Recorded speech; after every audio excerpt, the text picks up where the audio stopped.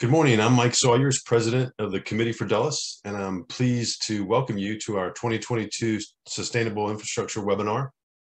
Just a note, a reminder, because I did hear the prompt, we are recording this webinar and have plans to distribute it at a later date. Some of you may know this is the sequel to last year's webinar, where the Metropolitan Washington Airports Authority introduced us to its 2020 sustainability report, as it set a course toward continued reduction of its collective environmental impacts and further enhancement of operational resiliency across its world-class transportation system. Now, over a year since that report, and almost a year since our first webinar on the subject matter, we'll hear from MWA regarding the progress made, the challenges it faced, and the lessons learned as they continue to push forward their efforts toward achieving the broad-based benefits of sustainable infrastructure. Today, we'll even expand the topic to include sustainable development efforts in the private sector and engage a panel discussion as we drill down on some of the opportunities and the challenges ahead in sustainability. Before we hear from our keynote speaker, I would like to give a special acknowledgement to two VIPs we have in the audience today, both of whom play key roles in the success of MWA and Dulles Airport. They are MWA President and Chief Executive Officer, Mr. Jack Potter, and Dulles Airport Manager, Mr. Richard Golanowski. I'd also like to thank our program sponsor, Pannoni, as well as CFD partner sponsors, DWC Holdings and Loudoun County Economic Development, and our advocate sponsor, Fairfax County Economic Development Authority. Special thanks also to the Northern Virginia Regional Commission for their cooperation in pulling this event off. Now, without further ado, I'll introduce you to Mr. Jonathan Matheny, who is MWA's Sustainability Program Manager and an environmental scientist. Jonathan has nearly 20 years of combined experience in sustainability and environmental and civil engineering, including more than a decade of airport-specific experience in the development and implementation of environmental and sustainability plans. You'll find Jonathan's full bio in your webinar packet sent previously via email. Following the presentation, we will have an opportunity for questions and answers. Please use the Q&A function at the bottom of your Zoom window to submit your questions for Jonathan. And now, Mr. Jonathan Matheny. Good morning, and thank you, Mike, for the introduction. It's a great honor and privilege to be here to share with the group and community some of the accomplishments that we've had over the past year in our sustainability plan. Pull up the presentation here.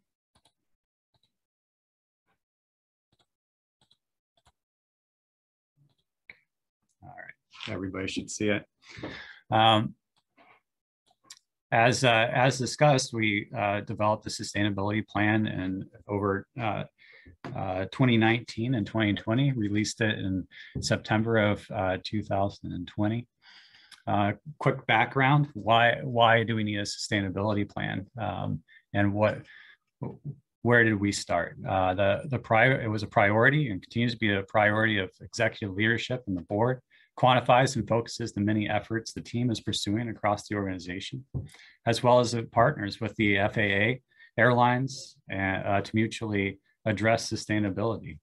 Sustainability contributes to the overall employee and customer satisfaction, and it's also the future, and we're future focused. Sustainability mission. This is our lens here at the Airports Authority, how we view sustainability and how it relates to what we do.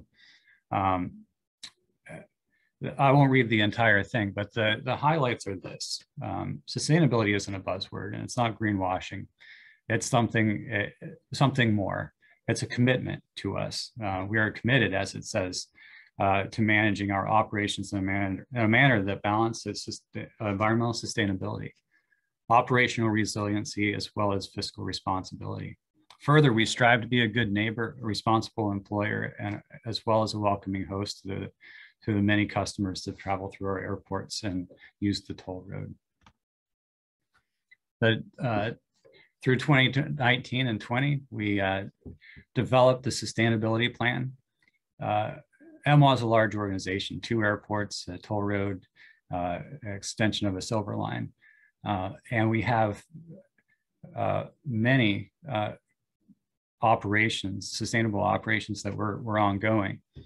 So taking into account those items and looking into the future of where we can truly have impact, sustainable impact in our operations, we developed these 6 overarching goals. And they are as follows: develop and maintain a culture of sustainability, reduce fuel use through electrification, increase water use efficiency, increase efficiency of the airport's built environment, reduce municipal solid waste, and encourage use of public transportation. Again, in 2020 and before, our primary focus was gathering this baseline data, developing goals, and assessing where we were. Now we have a plan, and our focus has shifted in 21 into actual implementation. This isn't a plan that sits on the shelf. This is a living document. This is something that we're implementing, working on every day. And how do we do that? That's the question of 21. How do we effectively take this plan, apply it to our operations, and keep the initiative moving? Here are a few items that of focus in 21. Culture of sustainability, developing committees, improving our manuals and guidance, identifying and applying for grant funding, program development, as well as continuing those efforts that have been proven effective over the past many years here at MWA. One of the key items in developing the culture of sustainability and fundamental and very, very baseline items is developing of this cross-functional sustainability committee. And this committee meets on a regular basis. It started meeting early 2021. It consists of 15 airport authority departments and averages between 20 and 25 attendees. The purpose and overall idea of this committee is to be comprised of functional expert and key decision makers that can implement the sustainability initiatives on the department level. And this is a plan that was developed on all levels of the airport, and this is and the implementation.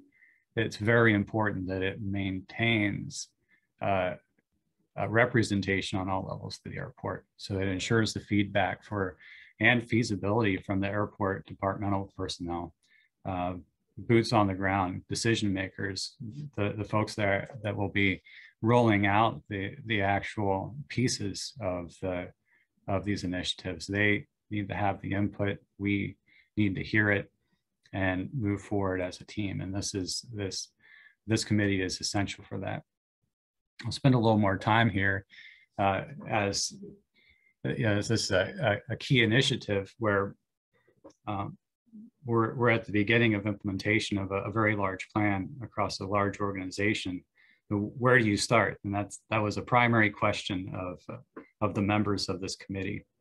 So we explain and outline the basis of the sustainability plan, the goals and the initiatives under each one of those goals. But still, how do we address this? So we're at basically the low side of a mountain looking up. You know, how do we get to that top? Well, you know, it's not going to happen overnight, and that was the idea that we say. And in the midst of some of the challenges of 2020 and 2021, where do we start? So we came out with this initiative of do something great. Start where you're at. What can you do as a member of this committee? What's it within your area of expertise? What do you have control over? Pick one thing and do something great. What's your one thing?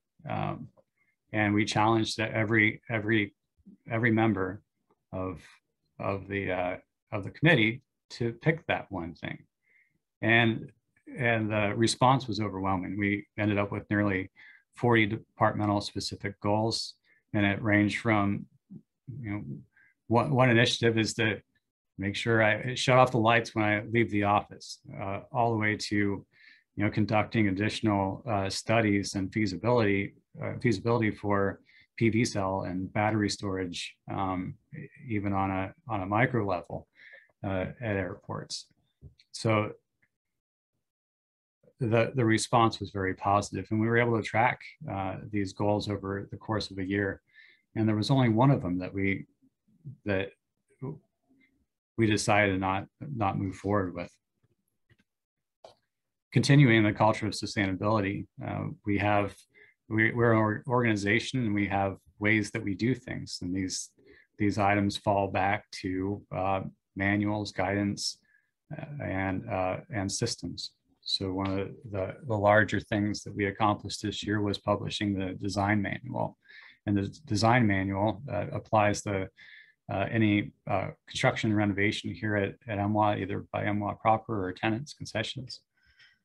And it now includes key performance indicators related to sustainability, as well as a requirement to target LEED or Envision Silver certifiable status for the larger projects. We're currently working on the master plan here at IID. And that plan is standard for airports. Most airports have master plans that look into the future where and forecast projects. What will the airport look like 10, 15, 20 years down the road? And it's very important that we include our sustainability plan goals and initiatives in that plan, and we are working through that right now. In addition, we don't work in a vacuum. So the master plan does include working with airlines to address our joint sustainability goals, their sustainability goals, as well as our own. Procurement had a large role this year in sustainability. We have processes of how we buy things, how we solicit contracts, how we interact with contractors and suppliers. And that's documented in manuals. So the procurement manual is updated this year, as well as we have a contract management system. Both include sustainability plan goals in them and some reviews. I don't know how many people have been watching the good news recently, but just last week we announced that we have a concessions sustainability program here at MWA. It'll bridge both airports. It is a voluntary certification program for concessions to implement and incentivize implementation of sustainable business practices. It rewards and recognizes the concessionaires, provides marketing and promotional opportunities for their green practices. It's designed to help concessionaires adopt sustainable business practices. So not every business has a corporate plan. And part of our plan is to assist those concessionaires and tenants who may need some help. This is one way that we can do that. Also, these concessions, if they receive the certification, it's good for a year, and they'll receive window decals and certificates and other promotional items. So as you're walking down the airport over the next year or so, you'll start to see some decals start showing up at different concessions, where you can be rest assured that these concessionaires are committed to sustainable business practices. And again, it provides education and support to concessionaires where they need it. So we'll have quarterly meetings, some workshops, and those types of things to build that cohesive goal moving forward. In order to become a certified concession, there's a checklist that each tenant or concession will have to walk down. These are the category titles. So commitment and awareness, waste reduction, energy, water, area emissions, social responsibility, and they each have subcategories. So it's similar to what you see in a LEED checklist or a Envision type checklist, but they receive a certain amount of points. And if they're over that threshold, well, they'll get the green concession program decal and all the amenities and marketing and promotional items that go along with that. And if you look at these categories, they are very similar to our 6 overarching goals. And it's our just another way to extend our in-house program into tenants and beyond. Another one of the overarching goals that we really focused on this year was reducing fossil fuels. We continue to invest in hybrid vehicles and now have 49 in the vehicle fleet, and continue also to invest in electric vehicle charging stations. Currently, we have 95 available across both airports, where if you come to the airport, you take a trip. In our garages, there are available charging stations that you can plug in. And when you come back from your trip, you get into your electric vehicle charged and you're ready to go. Over the next year or two, we'll also install another 60 chargers, 30 more level 2 chargers at IAD and parking garages 1 and 2. And also another 30 and parking garages BC at DCA. Another exciting development in 21 was we applied for and received the Volkswagen Clean Air Communities program funding.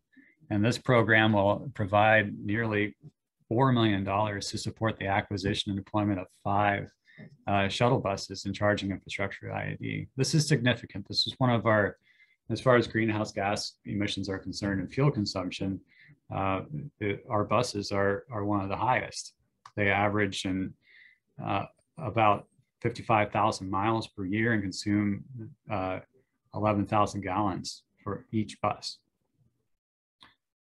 In converting one bus from diesel to electric, is anticipated to reduce significantly emissions, 129 metric tons per year, which is equivalent to removing 28 passenger cars from the road for an entire year. So multiply that by 5 buses and the life of those buses, and you're starting to see some significant impacts, some real reduction of greenhouse gas emissions, our contributions here at MWA.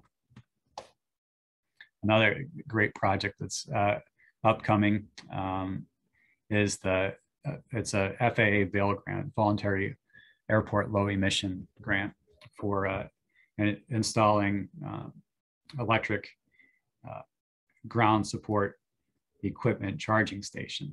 For those of you who may not be as tuned into airports, ground support equipment is a general term used to describe those vehicles that are underneath the airplane, servicing the aircraft, pushing the aircraft back, loading the aircraft. All those vehicles are powered some way, somehow, and traditionally through diesel. So this is a coordinated effort with United Airlines to install up to 112 ESG charging ports to support those GSE equipment.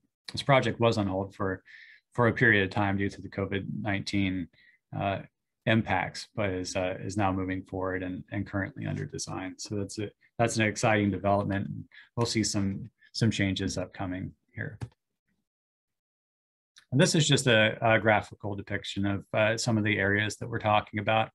I know sometimes in slides you can it gets a little text heavy. So garages 1 and 2, that's where we're talking about installing additional charging, level 2 chargers. The bus maintenance facility is where the charging infrastructure would be located for the electric buses, as well as the cell phone lot, which is another area where we're looking to install fast charging at level 3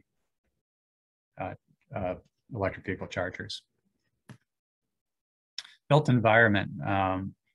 As I'm sure many of you have heard, we are in the continued process and working with Dominion, and they propose to construct one and operate one of the nation's largest solar plus battery storage projects on an active airport. It's be a 100 megawatt solar generating facility. Once complete, the solar utility would reduce carbon emissions by nearly 165,000 metric tons per year, which is equivalent to taking 25,000 homes off the power grid. That's significant. That's a big change. It would be remiss if we didn't mention the dreaded 35X has no more. Project Journey opened a new 14-gate concourse and 2 new security checkpoints at Reagan National. And this is just further evidence of that sustainability didn't start in September of 2020 with MWA's sustainability plan. As you can see in this, in design and construction, there's significant sustainability initiatives already nested, including the electrochromic window glazing that blocks up to 90% of the heat gain, extensive use of daylighting. If you've been through the security checkpoints, you'll see they're open.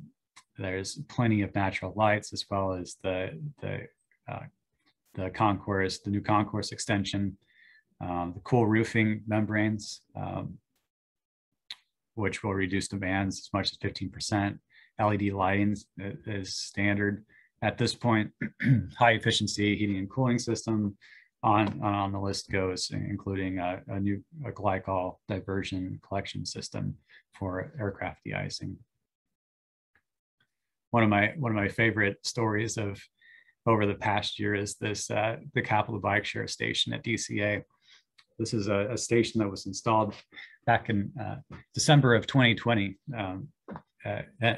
A station installed in the winter. It has 19 bicycle slots, but it opens up accessibility to the Mount Vernon Trail, and thereby connecting DC to the airport for bikers. Initially, we saw some pretty steady numbers, but then, as you can see in the chart here, that we really started to see a ramp up in March, April, May, and these and then saw pretty consistent use all the way through the spring, summer, and fall. And just admittedly, on my part, when this station was installed, I thought, wow, that's a great idea, and what an awesome thing to say at this point, that now DCA has connected it through a system like Capital Bike Share. But in the back of my mind, I'm also thinking, well, who will use this? Is it, and I have a picture of somebody riding to the airport with maybe their luggage on their back or something. And as time progressed and we saw these steady numbers, you could very clearly tell that it wasn't just the passenger that this is set up for. This goes beyond sustainability and even into the category of equity, where you see folks using this for transportation to work, either to construction site or to the jobs here at MWA, beyond MWA proper. And it's a great story. And as you can see, even a small dip of use in December due to winter, you can see that we ranked 44th out of 104 Capital Bike Share stations in Arlington. So it's just a really great success story that's really fun to report on. Here's an initiative that we've been working on since I believe 2011. The Green Team back in 2011 adopted a stream here at Dulles, and have been conducting cleanups annually for the past 10 years. This is a picture of March 2020, where we had 16 folks from MWA, United Airlines, as well as Apex Consultants, collect 20 bags of trash and remove an additional 4 tires. And it's one of those initiatives that just continues to produce a positive story where more and more trash has been removed from streams. And at this point, it's all wash on from other areas and as we move forward, there's less and less trash to collect because we've been doing it for so long. One of my favorite quotes ever, and sometimes it's overused, but a very wise man by the name of Thomas Edison says, I never once failed at making a light bulb. I just found 99 ways not to make one. And that's true in every case. If you approach a plan, you implement a plan, you do something new, you will certainly run into challenges. And the idea, and I think that one of the best things to keep in mind is that you just find out ways not to accomplish things and on your journey to finding that sweet spot. So as we face challenges, it's very important to maintain that they come, but they also go.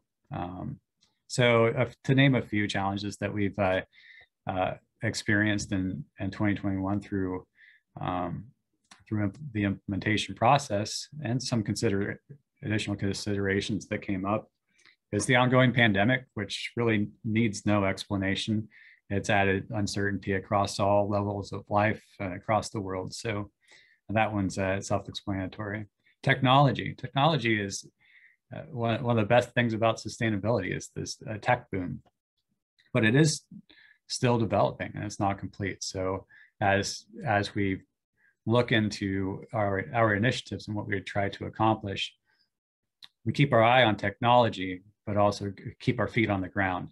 What can we implement? What is available? What is a sure thing that's going to be dependable? We're a 24/7 operation, and we have critical infrastructure, critical systems, and the tech that we use has to be dependable for us to continue to support the region, as well as our airline and tenant partners.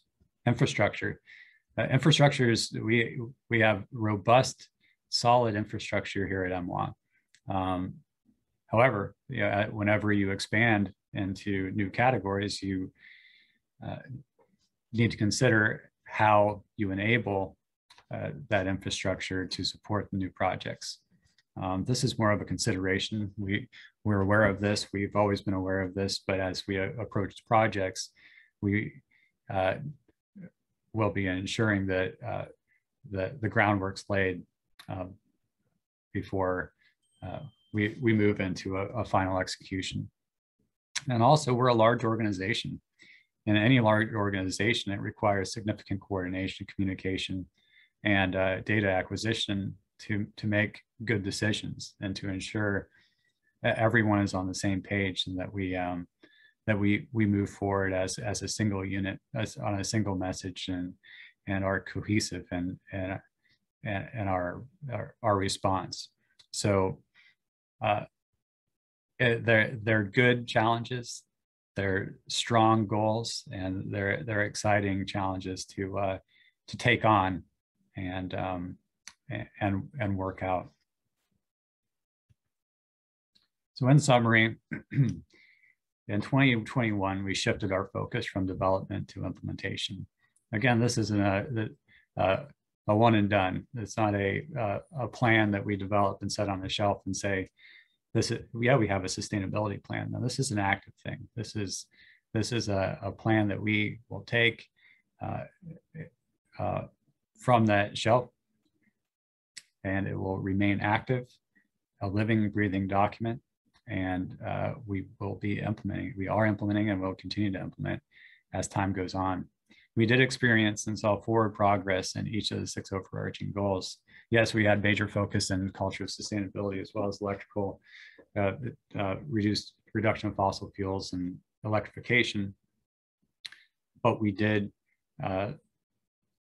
see significant impact in each of those overarching goals beyond some of the major highlights I showed here today.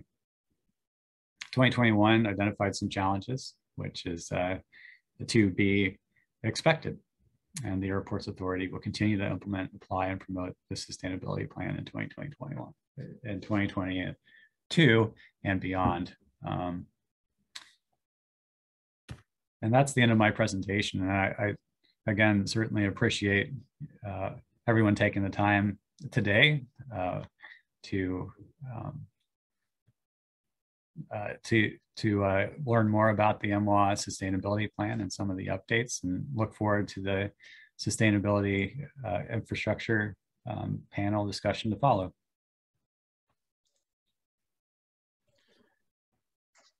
Thank you very much, Jonathan. It's great to know that MWA is making such significant progress in implementing its sustainability plan. I wonder if we could hear from the audience via the Q&A function.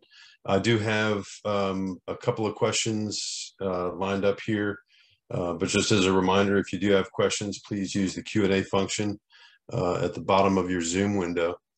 The first question, Jonathan, is could you explain the electric vehicle charging station 2 definition, and are there additional levels?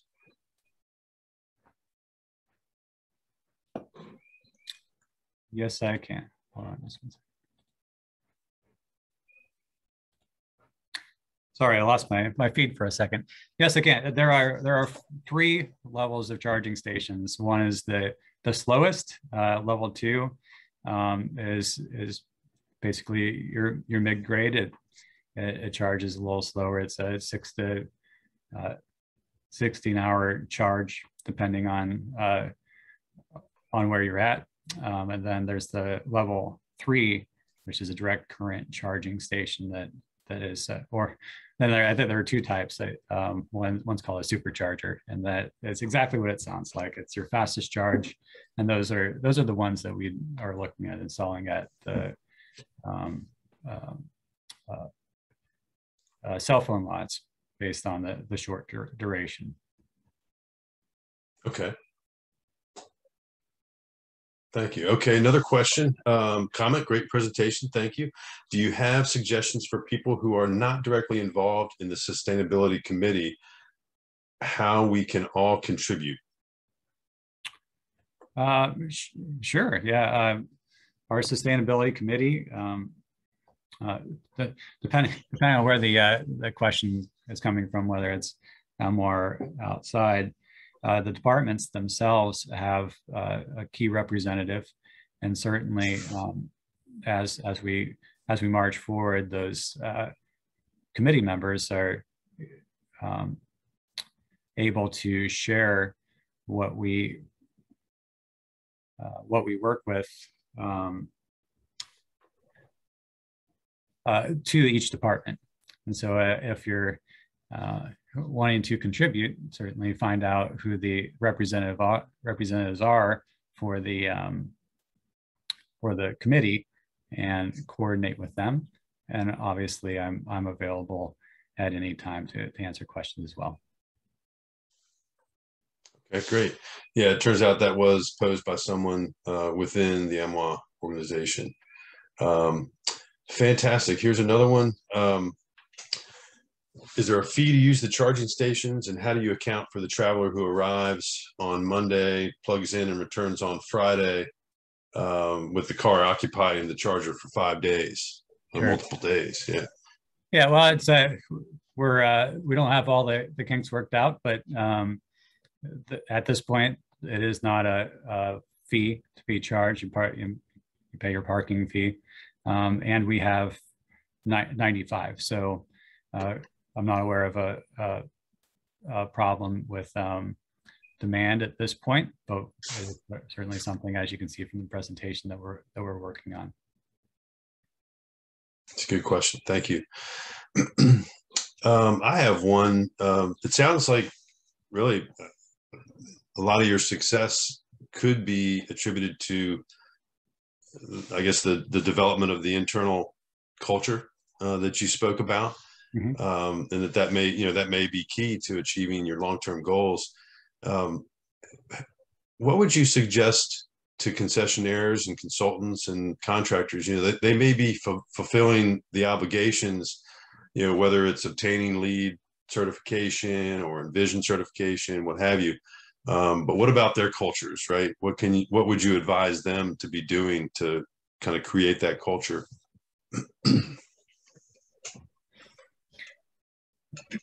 Well, I think it, the way that we've developed it here is that, as I said before, the sustainability plan was never uh, uh, developed in a vacuum. It was something that we developed through a series of planning charrettes, where different departments and groups uh, were able to contribute. And I think that that's key to culture, in any organization. That no matter where you're at in the organization, um, your voice matters. So implementing and developing a sustainability committee, or uh, um, changing a culture, starts with, first of all, a commitment from the top, but it also continues to a voice from all employees. So as you make those commitments, and get the feedback from employees, that does a couple of things. It steers the ship, number one, on the top end, but it also ensures buy-in from all points of the organization. So I think the last thing you want to do is mandate something that can't be done, and it's very important. And in my estimation, is to ensure that everybody at the organization is able to give their point of view, and join along for the ride. Okay. Let's see. Maybe some more questions coming in. Let me make sure I get caught up here.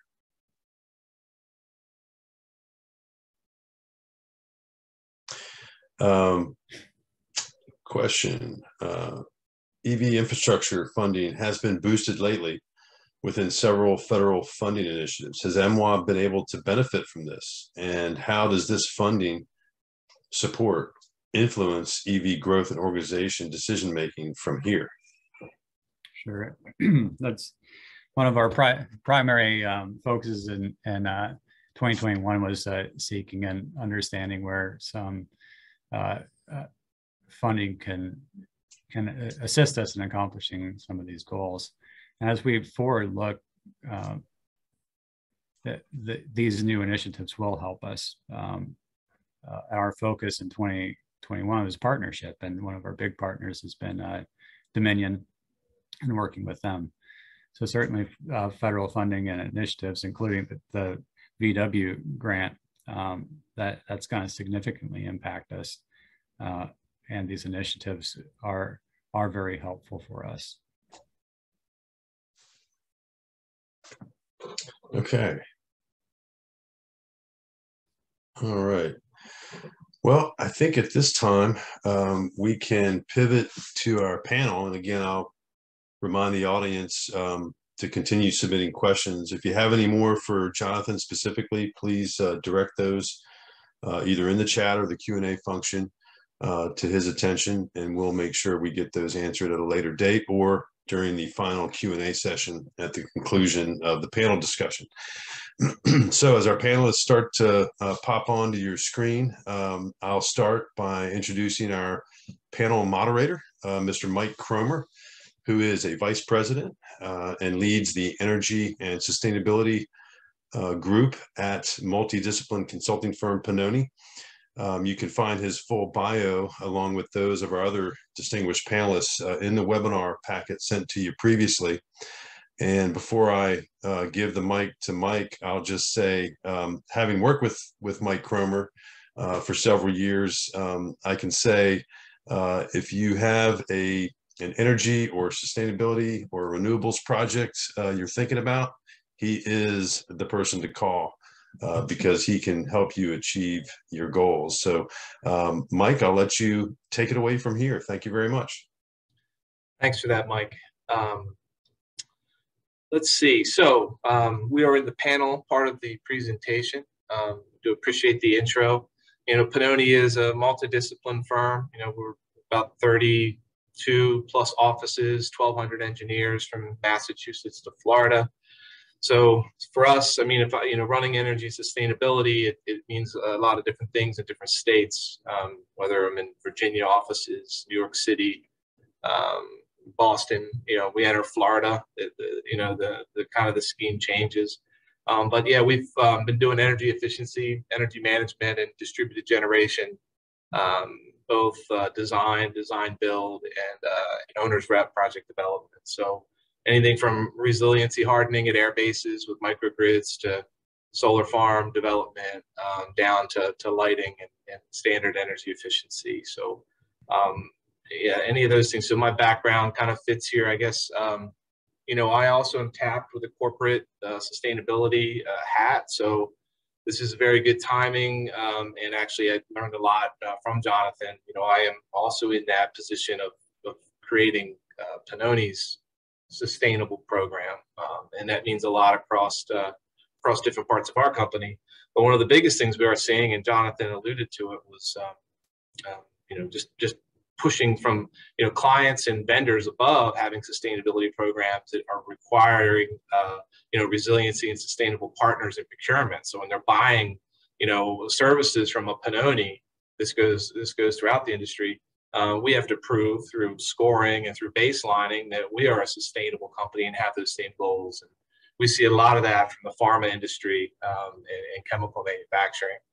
And a lot of it's driven from the overseas parent companies and different things like that. So I'm learning a lot from listening what Jonathan's having to say. We're kind of in the same track as MWA. Obviously, it is a smaller institution in Pannoni, but so very timely and very good presentation, Jonathan. So thank you for that. What we're going to do is introduce the panelists. I'm not going to read their bios. They are in the packet. We'll have start with Lindsay, kind of old-fashioned, so we'll go with Lindsay first. And Lindsay Geiger, I'm going to give the title here, as Director of Education at the Institute of Sustainable Infrastructure. So Envision is one of those programs she runs. I'm going to let Lindsay say a little bit about herself, and also Lindsay, before we get into questions, just mention how sustainability and resiliency impacts your everyday role. Sure. Thank you for having me, and congratulations, Jonathan, on an informative presentation. I think there's a lot that we were all able to take away from that. Looking forward to contributing to our panel discussion here. I do work for the Institute for Sustainable Infrastructure, which is the organization that has developed and manages Envision. Envision is a framework that we encourage use of for planning and designing and implementing holistically sustainable infrastructure systems. So including any civil infrastructure systems, including the airport infrastructure systems like we're discussing today on this Committee for Dulles webinar. So maybe a little bit of a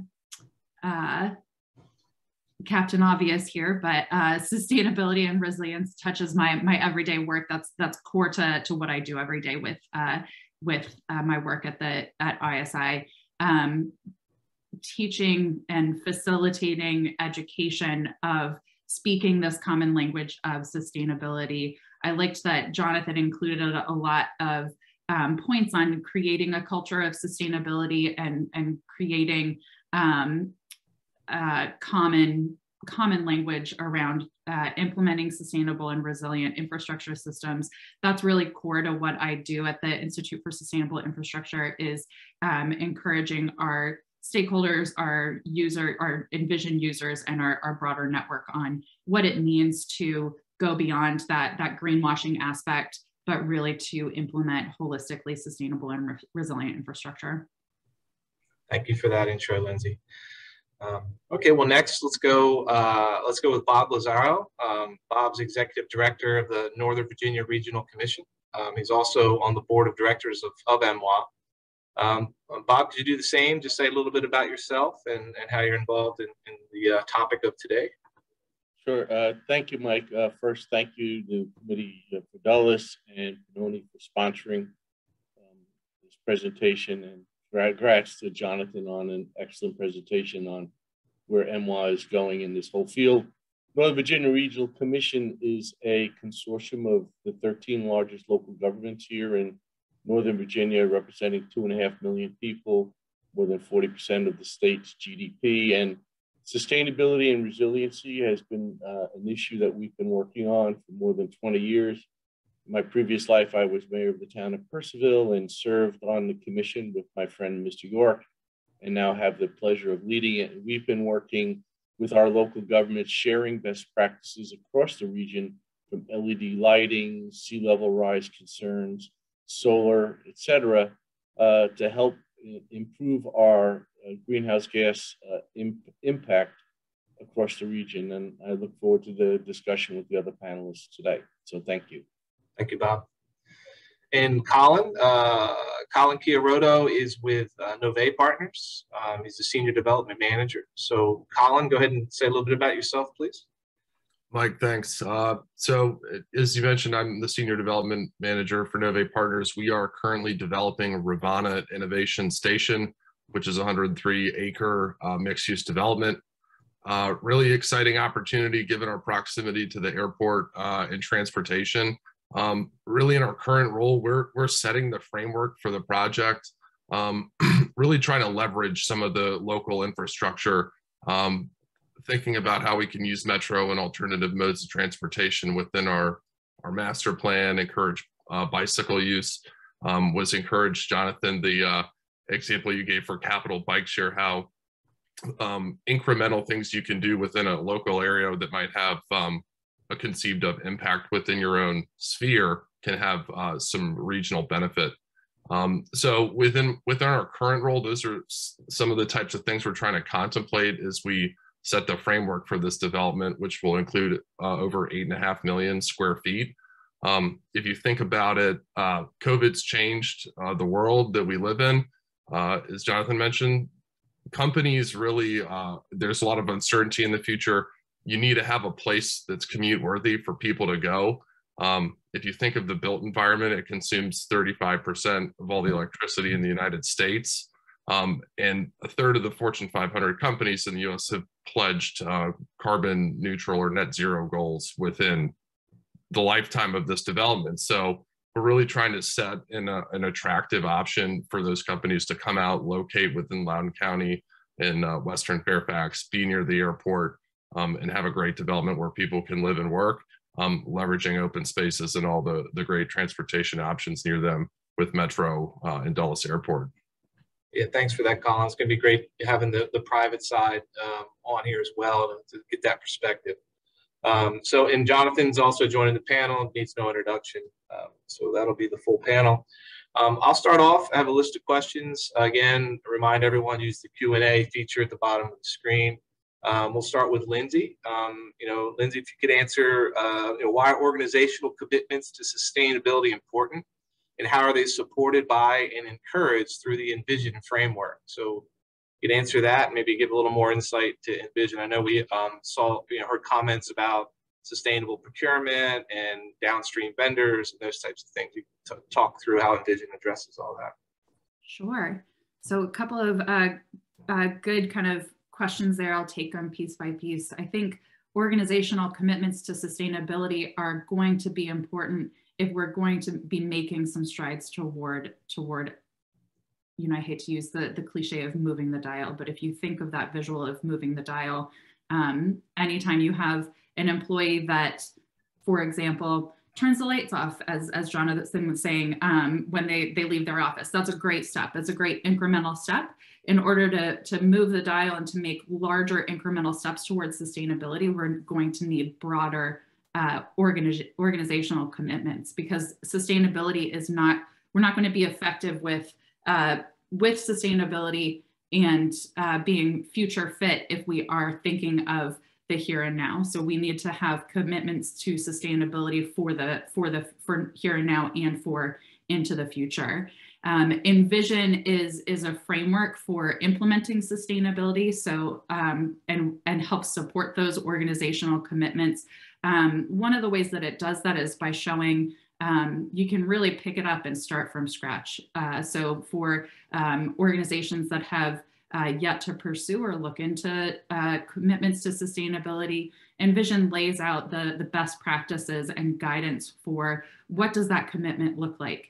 Is it merely, you know, turn your lights off when you leave your office, or what else can you be doing in that broader spectrum of commitments to sustainability, whether it's workplace training programs, enhanced quality of life for your residents or your community or your employees, you know, recycling programs, of course. So how can you have a holistic approach to your sustainability? What do those commitments need to look like at the organizational level to really be credible and effective in driving sustainability for the future?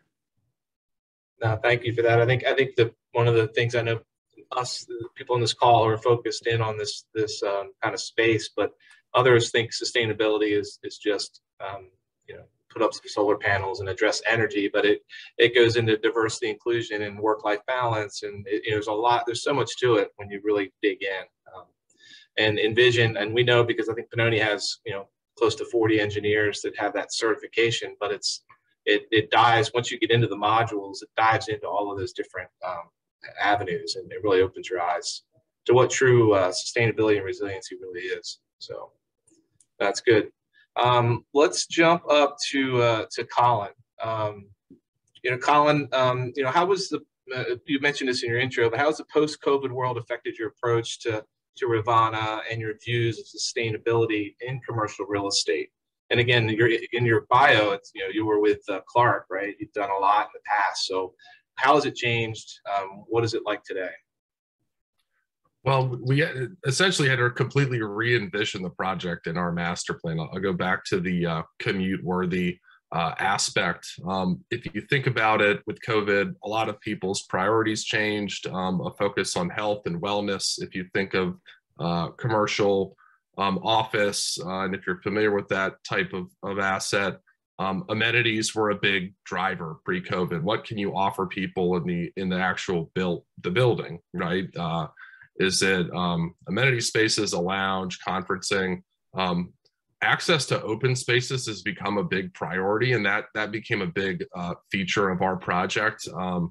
So we have 16 acres of parks within Loudoun County alone. Open space and parks with trails and multi-use paths. That's one big example, really trying to leverage some of the natural assets. It was interesting, Jonathan, you mentioned your cleanup of Horsepen Run, which is a tributary that runs through our property. We're actually looking at the property, which was a former farm, trying to really improve Horsepen, return it to a natural ecology, improve the stream channel so that we prevent sediment load and nitrogen from flowing downstream. So we'd like to think we're having a beneficial impact on our neighbors, and are happy to see that you're stewards of that well. I mean, we really all share those resources, but you know, within Innovation Station, having those access to parks, people will want to work and live there, we feel. I mean, you could go out and have a 3-mile run and not leave our development. So that, I mean, that's one big feature. I'd say another one in providing people places to connect. Retail has been a challenging asset, right, to retailers in restaurants, right? So those particular uses, we've really focused within a retail village. It's a small scale village that provides for a lot of open space and engagement. So when you think of the challenges that some other real estate developments or areas have had, outdoor dining, providing more opportunities for that, those are really some of the features we've tried to leverage. I think the second part of your question was my time at Clark. and how things are a bit different from that role with respect to my current role. So when I used to work as a general contractor and a superintendent for Clark Construction Group and delivered projects like the Wharf and the Museum of the Bible, GW Engineering, Science and Engineering Hall. When you're with a contractor, you're looking at one building, generally, in my experience. You have a playbook for a LEED Gold or a LEED Platinum building. You're looking at implementation and quality control to make sure that the design is meeting the performance standards. I think one thing in sustainability, you have a challenge between measurements and projections and actual impact. So that's a big piece. The other is just thinking about the end user there. If you're putting solar panels and green roofs on a roof, how does someone safely wash the windows? So you're coordinating some interesting facets like that. In my current role, we haven't even gotten to the building set. It's attracting people that have a sustainable vision to the project. And so really a lot of my role now relates more to transportation and infrastructure. How can we reduce parking and vehicle trips on this site? I mean, we're targeting a 40% vehicle trip and parking reduction at Rivanna, trying to leverage metro, bicycle, and alternative modes of transportation. So it's really setting the framework outside of the building right now to hopefully attract people that will come with really a mandate for sustainability and provide that framework for them to deliver highly sustainable buildings. Yeah, good answer. And it's attracting them and getting people back to the office too, right? We need that's the goal. That's to get them back in. I was stuck in a bit of traffic yesterday, so I think within the Washington metropolitan area, it's in speaking with our brokers, people are returning to the office. So we're confident that we're headed in that direction, despite all of the curveballs that COVID has thrown over the past couple of years. Good. It's good to hear. We'll keep the balance, but we need to get back to it to some point, right? Okay, so great. Thank you, Colin. Bob, for you, what actions are local governments in Northern Virginia taking in terms of developing and implementing their own sustainability plans? Thanks for the question, Mike. I mean, our local governments have been very active in this space for a long time. Fairfax County is updating what I would call their community energy plan, community environmental plan. They issued awarded the largest power purchase agreement for solar in the Commonwealth. Over 100 of their buildings and schools will be provided with solar. Transportation is 50% of the greenhouse gases in Northern Virginia. City of Alexandria is converting all of their dash buses to electric. They also have done the unique thing of making their fares, it's a fare-free system in an effort to drive ridership during the pandemic and post-pandemic. And Fairfax County announced yesterday they have a goal of converting their entire connected fleet of buses to electric as well. And so it's a mix all across the region of very proactive work. We were proud at NVRC to work with our local governments to renegotiate with Dominion, who was a great partner on streetlight conversion to LED. There's significant reductions in greenhouse gases and significant cost savings to our local governments. On an annual basis, Fairfax County will save more than $2 million a year in electric costs by converting 50,000 plus streetlights to LED. And so we're very encouraged. Loudoun is redoing their energy plan. Prince William County is standing up a sustainability committee. So all of them in one shape or form are very proactive in this space. I think one of the most important things is in land use. You're seeing a lot of forward thinking about density around the rail stations. Collins project, I noticed that project was announced yesterday in the Washington Business Journal, 6 new buildings around the Wheelie Reston station. And a lot of that development is happening or planned to be developed in Loudoun as well. So there's a lot of good things happening on the local level. And I saw this at a presentation. Sustainability is the intersection of profit, people, and planet. And our local governments see this opportunity, and MY as well, to engage in these opportunities that help people, help the planet, and add to the bottom line and create jobs. Energy efficiency is a very large piece of the advanced energy economy in Virginia. There's 96,000 jobs or so associated with solar, energy efficiency, et cetera. And so I'm very encouraged, and we work to help share best practices with our members. We continue to do that work through webinars and through a partnership that we've had with Stuttgart region in Germany for more than 20 years. And we look forward to that continued work. You know, and I just want to put it in perspective about the solar array at Dulles. That's like taking the entire town of Leesburg, Purcellville, and Hamilton off the grid, totally off the grid. There's 15,000 houses in Leesburg. Having been former mayor, there's 2,500 or so out in Purcellville. So it's quite an accomplishment that the authority should be very proud of. That's great. That's great. And then, you know, just to piggyback on that, I mean, those governments obviously have their eyes set on, you know, converting some fleets, you know, from gas to probably EV. Any insight there? I know, you know, if you look at, you know, whitehouse.gov or any of the news, you're like 106 million coming out of the Infrastructure Investment and Jobs Act to Virginia just for EV charging. So any insight onto how those local governments are lining up or looking for those opportunities? I know in conversation with colleagues in local government, they're all interested in and will be applying. I know that the administration has put a focus on interstates first, but there's an opportunity in the more urban and rural areas in Northern Virginia in the future. A number of our local governments have made those investments at park and ride stations. I know out in Hamilton, where there's a very active park and ride lot, there's a number of EV chargers in the parking garages that will support the Silver Line. There's a considerable amount of EV chargers as well. So, you know, the federal government's money is going to be very, very helpful for all our local governments, the state, and, you know, and for MWA. So I know that they're quite anxious in once the rules are set, being able to apply at the appropriate time, and you know, looking to perhaps convert fleets as well. It's a time-consuming process, but I'm very encouraged by what they've been doing, and I'm sure they'll be submitting their applications once they're allowed to do so under the rules set by the federal government. Very good. All right. Well, thank you, Bob. Jonathan, question for you. You know, going back to kind of the original setup of your program and the selection of your committee.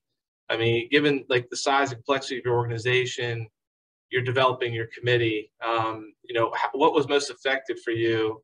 And then can you give some advice to maybe smaller organizations on how to, you know, start the process and this top-down culture? I mean, did you get it from, you know, your executive level down as a commitment? Like, how did that work? And do you have any advice for smaller organizations? Yes, thank you for the follow-up question. It's a good question. As the authority approached the development of a sustainability committee, we did a couple of different ways. One is where do we want to be? Who do we need? And where does that person live in the organization? We're a large company, organization. We hire professionals based on education and technical skills, abilities, and we have a reserve of well-qualified professionals that work here.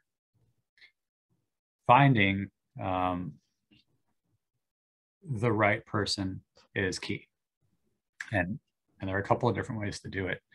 We did start, obviously, as I discussed before, in the development of the sustainability plan. It was top down, bottom up. So we make a commitment that we want to do this as an organization, but we also want to survey everybody at the organization on multiple levels. So as we were working to develop the sustainability committee, it's not news to anybody that we have a sustainability plan. It's not a new thing that has come out of the blue that nobody understands or knows something, doesn't know about. So that was helpful.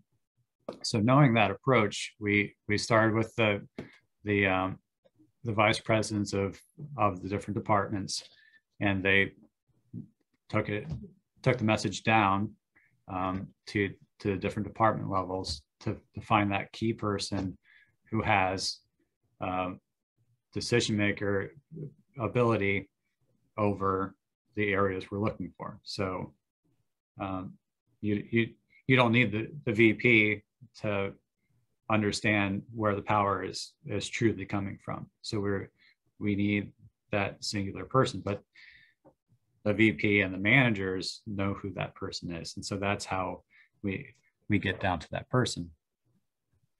So that's where we started. So it was a nomination process.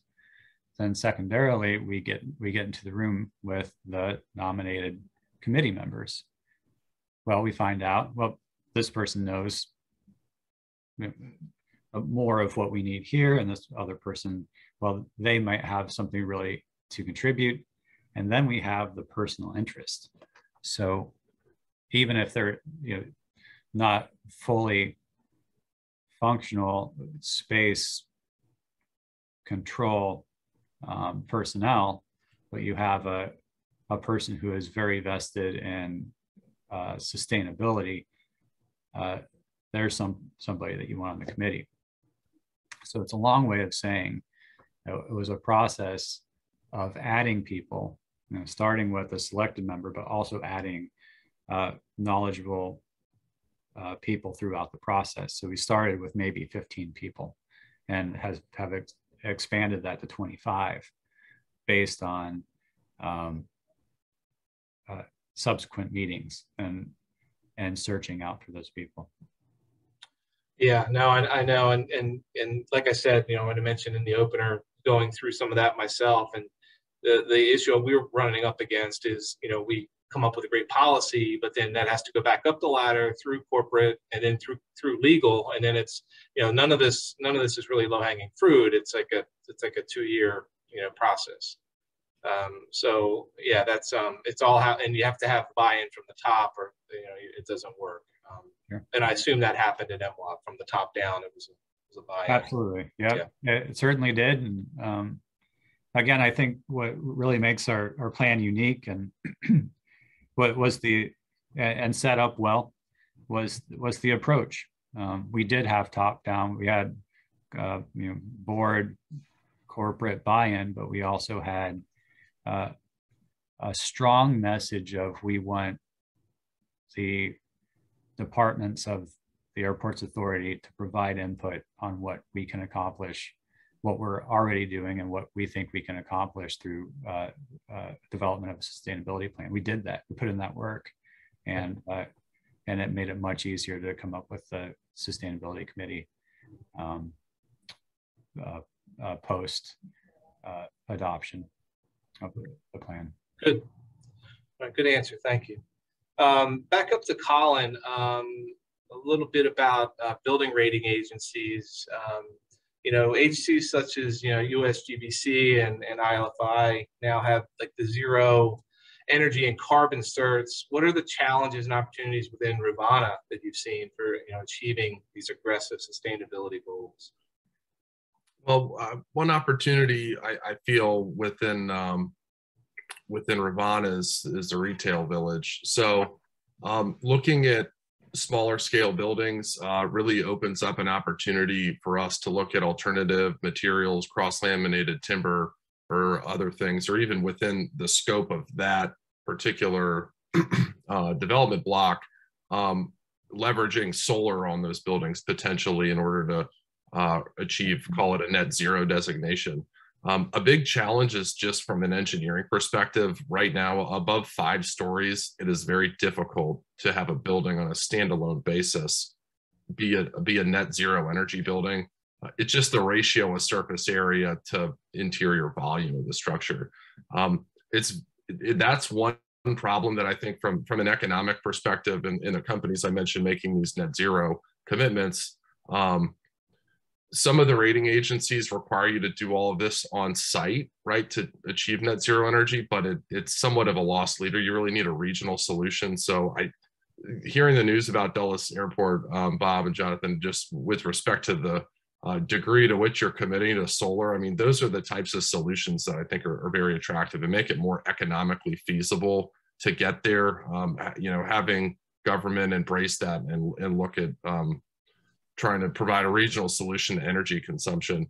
You know, with respect to other challenges, I mean, concrete has a big carbon impact, and I you know, read some recent news with Amazon HQ2 looking at different methods for lowering, call it the embodied carbon within a building, right? Like there's the operational piece and how much power the buildings consume, but there's also all of the construction that goes into that and the impact of that. So I think there's some innovative ways with some of the smaller scale buildings that we're contemplating with new materials and looking at some more innovative measures on those taller buildings. I will say with timber construction, it's a newer thing. It's not as prevalent on the East Coast, just given the proximity to some of the producers and companies that specialize in that. And also the building code isn't quite there. You might have read about some projects within the district or otherwise that have leveraged that type of construction, but it's very costly and challenging right now to try and implement those methods for, we call it mid to high rise construction. Yeah, no doubt. And I know I just tried to buy a sheet of plywood this weekend. It was $70 a sheet. So yeah.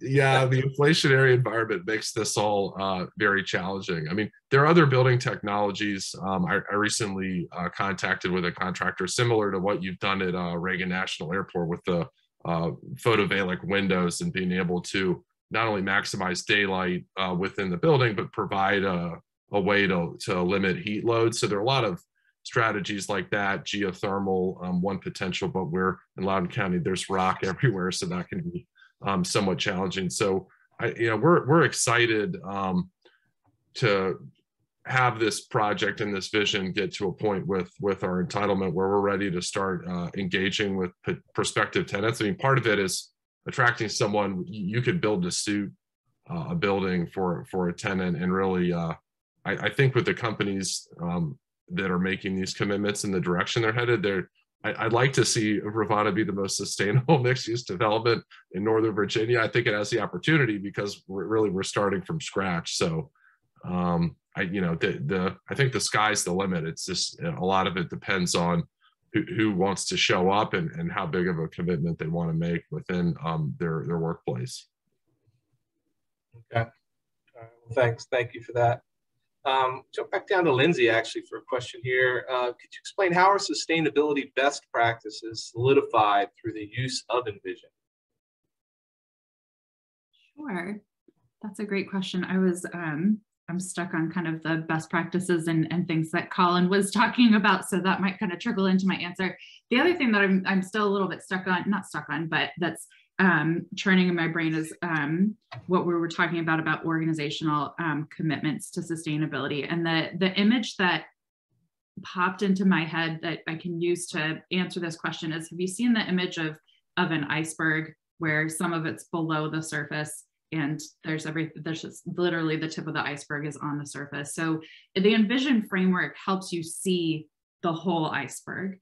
So if you can imagine those organizational commitments to sustainability, advancing equity and social justice, improving the quality of life of your residents in visible and non-visible, non-tangible ways. Those are all kind of the base and structure of your iceberg that are holding up and providing support for everything that you see above the surface. So, the beautiful, visuals, if you've got natural landscaping and trees and higher air, better air quality, and, recycling programs for your residents and things like that. So Envision, if I can use that analogy, Envision helps you see the full iceberg, see where those best practices fit in and how they interrelate with each other and how they support the full spectrum of your infrastructure in how it can be sustainable and resilient for future for into the future. No, that's good. And maybe you could explain for the audience here, what does it mean to get a project certified as an envisioned project, right? So you're submitting kind of like LEED, right? You're submitting on that project as a certified ENVSP.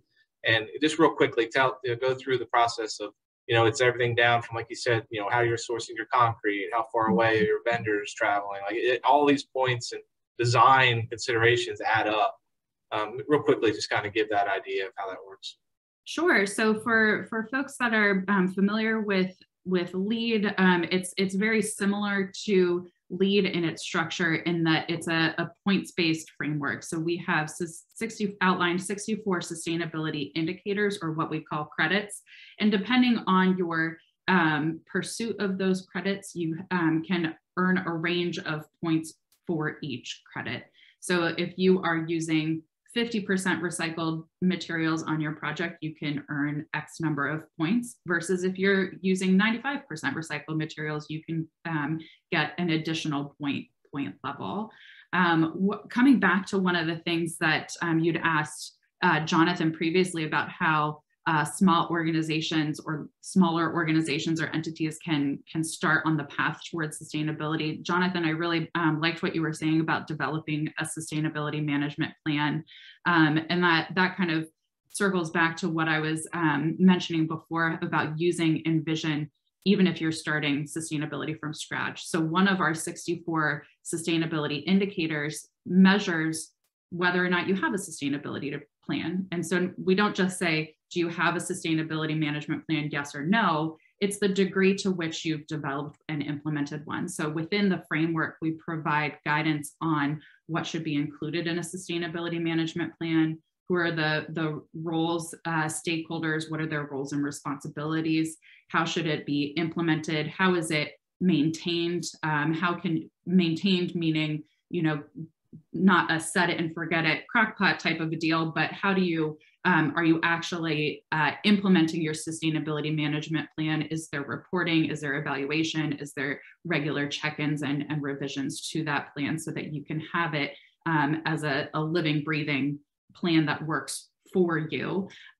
So that's one example beyond, what you typically think of in these rating frameworks of getting points for, seeking points for use of recycled materials or where you're sourcing your materials. So that's an example of something that I might kind of put at the bottom of the iceberg, supporting kind of the bigger picture of, do you have the full sustainability management plan implemented? If no, we've got the guidance for you.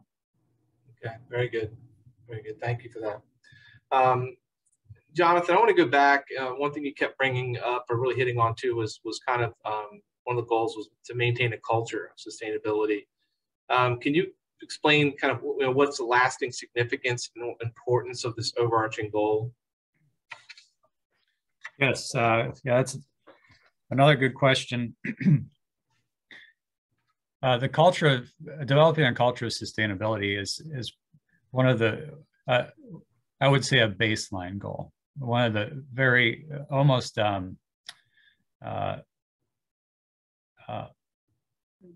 it's the foundation goal.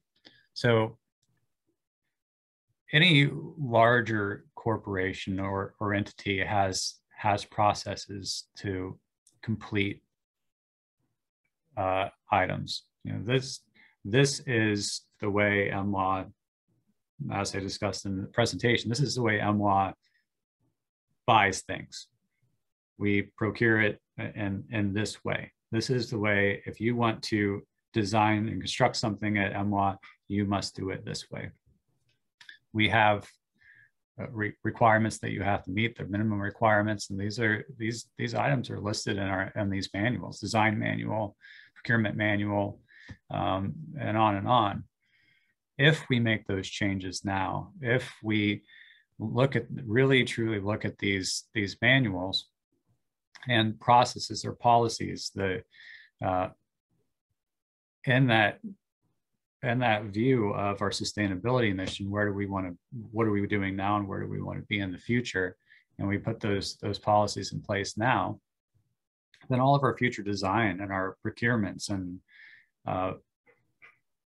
things that we do as a natural process, SOP, as MWA, will in effect be sustainable. So we want that, and therein lies the importance of a sustainability culture, not just in manuals and you know, the black and white, but it starts to change the landscape of the future. So if we change these policies and procedures now, then the sustainability items will really outlast us all and be nested in the culture itself. Beyond that, developing the sustainable culture, even within the sustainability committee, and you know, our direct impacts and gathering data, but also the back and forth and the conversations. One of my greatest encounters, I think, this year was discussing several things. As an airport industry, airport industry is so unique that airports talk to each other. We understand each other. We're the only ones who understand each other fully, right? So one of the greatest conversations I had with another airport this year was San Diego, and a person was, we were in a kind of a round table Zoom, and somebody said something similar to, I'm just not really sure how to go in this direction, and because I'm not a sustainability professional or something like that. And she just kind of turned around and she said, you know, anybody can be a sustainability champion, no matter where you're at, no matter what you're doing. And that very statement just you know, kind of changed the feel of the conversation. And I think statements and forums like that do incrementally change the culture, and it empowers people to really think about their realm of influence. What can they really do? So step by step in these conversations, it changes people's minds, and thereby will continue to influence the next person and the next person and the next person, so far that if it's in the culture, then the organization is in effect sustainable. That's a good answer. And finding those champions is the key. I mean, I think one of the best members of our team was like a chemical engineer. Not a sustainable profession, right? But it's are you a champion? And that person probably, is you'll see that throughout MWA. Maybe it's not the director of the department, but someone inside that group's a champion. It's going to get it done. Yeah. So that very good, very good. Good. Let me bounce back up to Bob. I think we're going to take this for another 10, 15 minutes to go into some questions. But Bob, back to solar in Virginia. Dominion has a certain kind of way of doing things. It's a little different than most states. They kind of control the solar development in the state rather than the private side. How has it grown, and what is it like for local governments really to work with Dominion, and how are they even helping to promote renewables in Virginia? Thanks for the question, Mike. Dominion has been a very good partner with respect to promoting solar.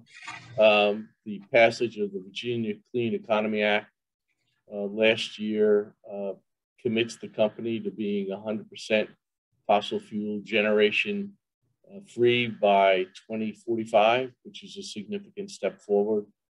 But on the local scene, you don't have to go back too far. 2009, in Northern Virginia, there were only 51 solar arrays for 208 kilowatts. I mean, that's a minuscule amount of solar. But today, as of 2020, there's more than 4,100 solar arrays for 35.5 megawatts. And it hasn't happened by accident. It's been a couple of things. Function of cost, the price of solar has come down substantially. The federal tax credit for solar was at 30%. It's at 26%, which is a nice incentive. But you know, our local governments have made helping folks go solar a priority. So a number of them have participated in the Soul Smart program, which is a checklist of best sustainability solar practices. They charge no fee for the permit to put solar on their home. They commit to a one-day approval process. When I had solar on my house in Purcellville in Loudoun County, there was no impact on the assessment for my home due to the solar. Our local governments work on a program called Solarize Nova, where we work with a not-for-profit to do what essentially is a bulk purchasing program for solar. And over the last 7 years has resulted in 532 contracts, $12 million worth of private sector work for 4.3 megawatts of solar. So the local governments have been working closely together to promote it. And then neglected to say that, you know, from a net zero standpoint, Colin was talking about 3 of Arlington County schools are net zero schools. Falls Church just built a net zero ready high school. Loudoun County public schools are putting solar on their schools. And Fairfax County, as I said earlier, is committed to the largest PPA in the Commonwealth, over 100 solar arrays across a broader range of buildings. So we've worked very closely together. We put together the first solar map in the region, so you can click on any building in Northern Virginia and see what the solar capacity of that building is. It's novasolarmap.com if someone's is interested in taking a look at it. So the locals have been very helpful in promoting it and putting in place policies that don't impede it. So we've been very fortunate, and the local governments understand that, you know, it's also jobs. I mean, we work with local solar companies in the region, and they're busy, and we look forward to continuing that work. Our next solar campaign kicks off on April 1st. So a lot of good stuff going on. You know, if you asked me a couple of years ago, the motto in Virginia around solar was "We stink." Now I'll channel my inner Larry David. We're doing pretty good. So we have to continue to move forward in that direction. Yeah, that's true. I mean, I think, you know, we've done several like sustainability studies for, you know, large pharma, and we'll look at geothermal, we'll look at cogen, we'll look at, you know, energy efficiency equipment. But it always, the bang for the buck is there room for solar, and can you get it on the site? Because if you're getting to net zero, trying to get there, that's your biggest bang for your buck for sure. You know, and if I may just for a second, I mean, we talk about not only producing but reducing, and Dominion Energy funds a good number of income and age-related energy efficiency programs, as does the state. Some of it is through the RGGI funds that have been made available from the sale of carbon dioxide offsets. And so there's a lot of good work happening in, even if you can't do solar on your home, let us work with you to help reduce what you're using. And with LED lighting and insulation and hot water pipe insulation, et cetera, you can make a real positive difference in how much energy you're using in your house. Yeah.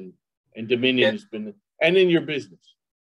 That's a good point. I mean, when I mean bang for your buck, obviously you start with energy efficiency and then you right size your project. But when you look at the large distributed gen, I mean, and you're looking at greenhouse gas reduction, like it always falls to renewables on payback and ROI and impact. So. And there's a lot of good news in that front. I mean, as you all know, I mean, Dominion Energy is committed to a multi-gigawatt wind project off the coast of Virginia Beach, and I was paying attention. The leases for spots in the ocean off of New York and northern New Jersey, the bids are over $1.5 billion, and so there's going to be quite a lot of offshore wind coming to the East Coast, which ours in Virginia are the first in federal waters in the entire United States. So it's something, and that was encouraged by the Virginia Clean Economy Act. So it's something that we should be very proud of. That's good. All right. Good. Thanks for that answer. We're going to just do one quick one with Colin, and then we'll end with Jonathan on a high note review of some good things that have happened through his program. But Colin, just real quick on the how do you stand out, the development that you're working on, Rivanna, against other transit-oriented developments along the Dulles Toll Road? So I guess you're assuming there's other competition on that road, but can you answer that question? Yeah, I appreciate that. I mean, Bob mentioned Reston Wheelie East, so the Comstock development. There's been an added plan for a lot more density, and I'll just start generally. The Metro Rail and the Silver Line have helped kind of pull the center of gravity away from the District of Columbia and Arlington, and I'd say generally have created these nodes like Reston Town Center that I think go a long way in helping sustainability. Not everyone needs to drive into the central business district to work. It helps alleviate housing issues and other things. But along the Silver Line, you have really Tyson's Corners, a dense development. There's a lot of roadway infrastructure that makes it a bit less cohesive than say Reston Town Center, which was a planned development. Built, back in the late 60s and 70s. Really with Rivanna, we're trying to create something entirely from scratch. So I'd say we have the benefit similar to Reston Town Center to reimagine something, albeit in 2020. Really what I think we offer that isn't elsewhere is a highly walkable development. You'll be able to go from Innovation Station all the way to the western portion of the project to Horsepen Park. It's about a mile walk. None of these other developments are going to have 16 acres of park and open space for people to enjoy, fully connected by trails. A lot of the amenities within those developments are generally nestled into these taller scale buildings. Within Rivanna, we have an integrated retail village, which you can park beneath, and it becomes a very user-friendly experience. You pull in your car, or you take the bike, or you take the metro. You can, enter into this village, and it's all connected to this green network of pedestrian and multimodal trails. And within the village, you have a lot of exterior space to interact with people and enjoy. So I think. I mean, really, in a nutshell, it's just the approach to planning and open space, looking at a more human scale development that might be more akin to Percival or downtown Leesburg, while at the same time, combining some of that higher density near the metro. So really, I think it's going to set the bar for future transit-oriented development with some of the elements and the ecological components that I mentioned earlier that we're really have some unique resources on the project that we're able to leverage and awesome. Bring those as the benefit for people. And when will people be able to enjoy all this? Is there a schedule? So we just resubmitted our entitlement application, our fourth submission to Loudoun County on Tuesday. We are hopeful to work through that process through public hearings and comment and the Planning Commission and the Board of Supervisors within the third quarter of this year. That would enable us to start infrastructure work, either Q4 of this year, ideally, or Q1 of next year.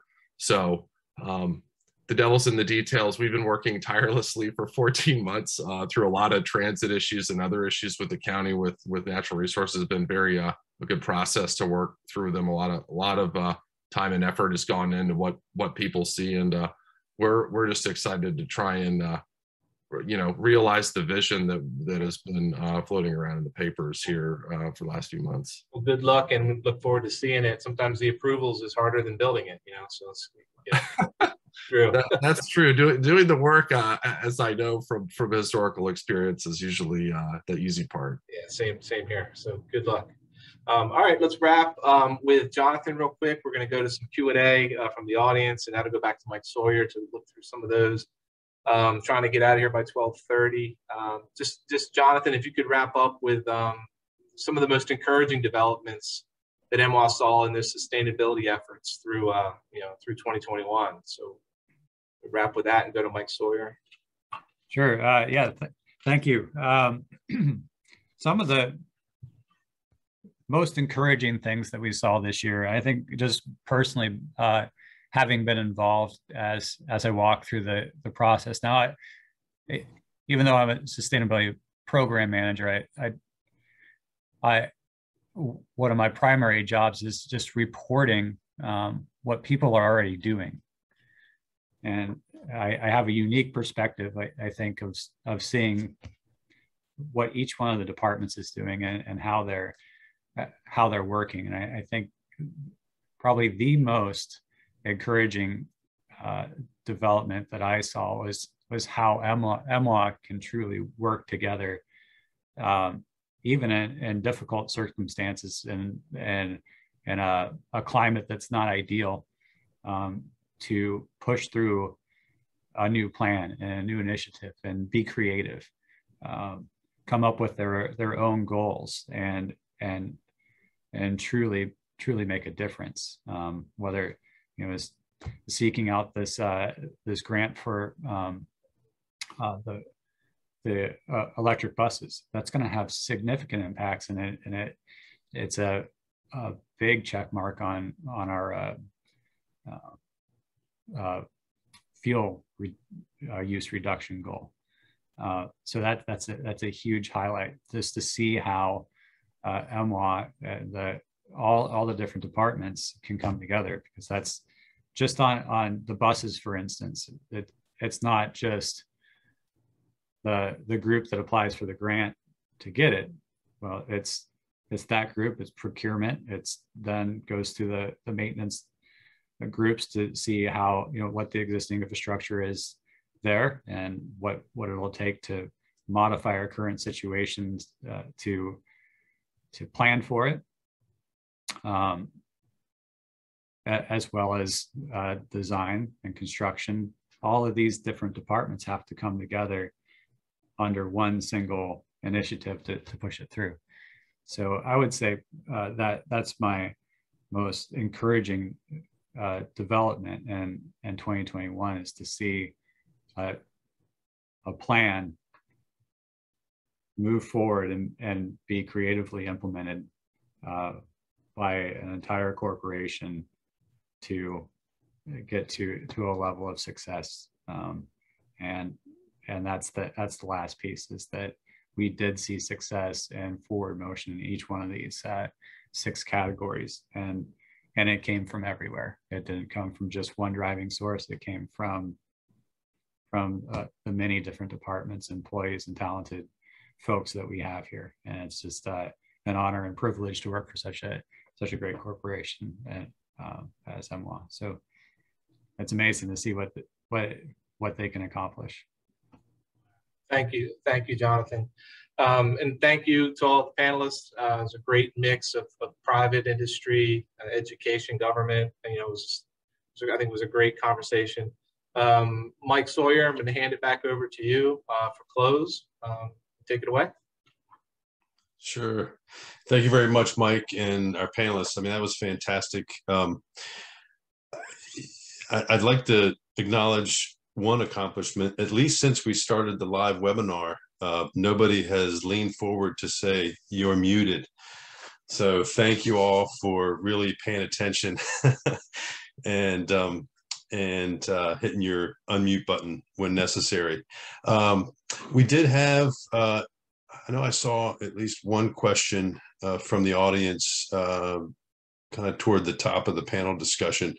The question is, what is being done to make airplanes more efficient? How many bike riders does it take to offset one person flying from DC to LA?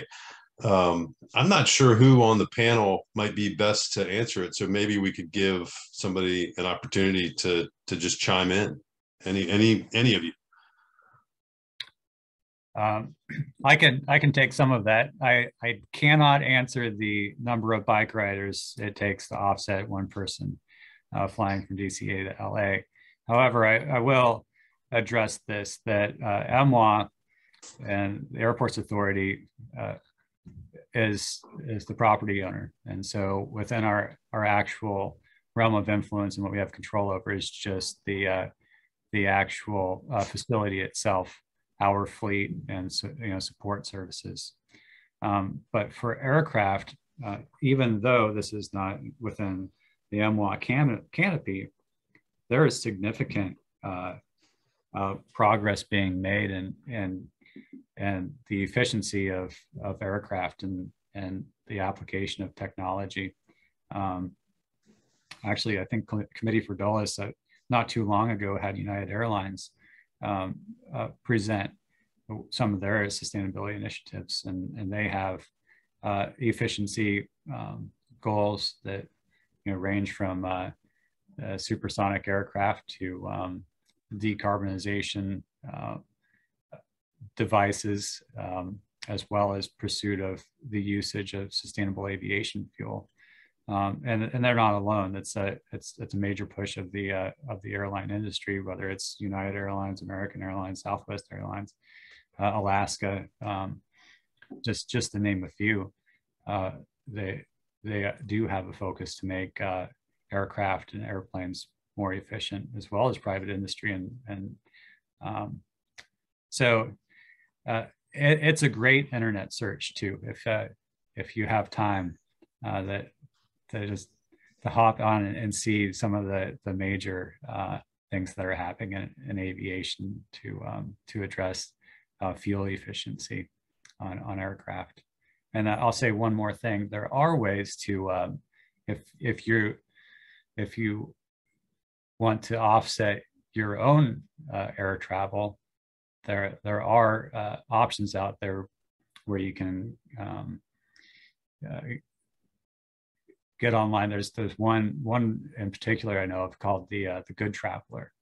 I think it's thegoodtraveler.com or .org. I can't remember exactly, but say you're flying from here to LA and you want to offset your travel, you can do that. You go to this website, you log in, and say where your origination and destination, whether it's round trip or not, and you'll press calculate, and it gives you your carbon offset. You can pay for that carbon offset to offset your flight, and it goes to green project, decarbonization, forestry projects, that kind of thing. So there's a lot out there. There's a lot being done in the industry.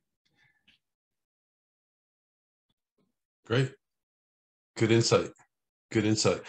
I think I'm looking at a question, and I think we probably had this question last webinar, and some of our panelists were involved in that. And it's, what can you say about the business case for sustainability and how one can tackle that perception that the return on investment is not there? And before you answer it, I'll maybe start with Colin. I think that's very relevant to what you're undertaking. But I feel like the climate for that business case is very different 12 months after our initial discussion around this, just as sustainability becomes more and more, and ESG investing and things like that becomes more and more top of mind. So Colin, why don't you maybe touch on that for us? Appreciate that. I think you can boil this down to some of the techniques that you use to either reduce the carbon impact of constructing a building or reducing its energy consumption, whether you're looking at sewer mining technology and using a heat exchanger for municipal waste, which they have done at the American Geophysical Union, or solar panels, or other technology. At the end of the day, there is an end user in the building, and they need to pay to rent an apartment or rent office space or rent retail space. And they're generating income off of that. And so there's a certain threshold at which people are willing to pay for that space. And some of the technologies are quite expensive to implement right now, just given the fact that they're not ubiquitous in the United States, or the labor force isn't there. So they can be very complicated to plan for, design, and implement on a project. I think when you're looking at the business case for sustainability and what you've seen more broadly is to the extent that developers or tenants can look at efficient methods with photovoltaic windows or solar where they can on the site.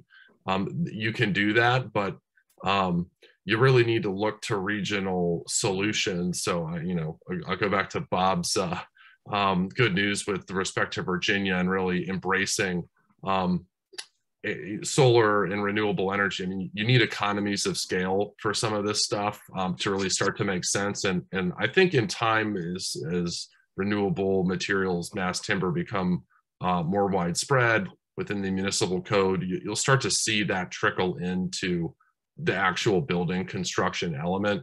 And then the business case will start to make more sense with more things, right? First it was green roofs, and now it's a little bit of solar. Now you're seeing these things that were once, I would say, maybe more cutting edge 15 years ago being a lot more commonplace. And that's just that's how things evolve. I mean, think about electric cars 10 years ago, right? Now most of the major manufacturers are engaging in that, and it's just technological development's a big part of that. Okay. Anybody else have a comment on that? I would love to add something here. I appreciate Colin's perspective from Nove and the Rivanna development.